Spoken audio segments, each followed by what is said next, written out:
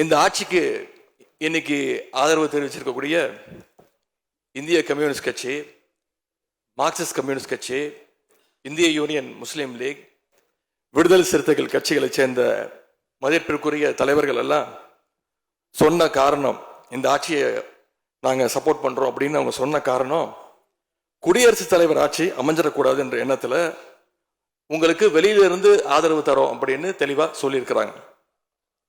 அதே நேரத்தில் இன்னொன்னையும் சொன்னாங்க, இப்பவும் அவங்க எங்க தலைவர் தலைமையிலான திராவிட முன்னேற்ற கழக கூட்டணியில தான் தொடருவோம்னு சொல்லியிருக்கிறாங்க. உங்களுக்கு ஆதரவு கொடுக்கும் போது அவங்க சொன்ன இன்னொரு காரணமும் இருக்கு, அதையும் நம்ம ஞாபகம் வச்சுக்கணும். மதச்சார்பற்ற ஆட்சி அமையணும்னு சொன்னாங்க. ஆனா இப்ப இங்க என்ன நடந்திருக்கு?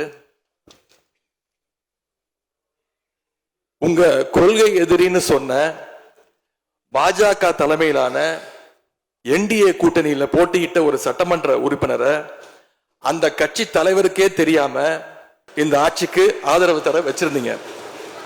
இப்ப நான் சொன்னதெல்லாம் ரொம்ப டீசென்டான விஷயம்.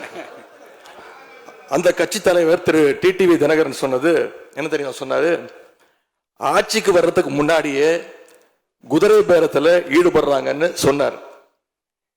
நேற்று சொல்லியிருக்கிறாரு, மாற்றம்னு சொன்னீங்க, இது மாற்றம் இல்ல துர்நாற்றம் அப்படின்னு சொல்லியிருக்கிறார்.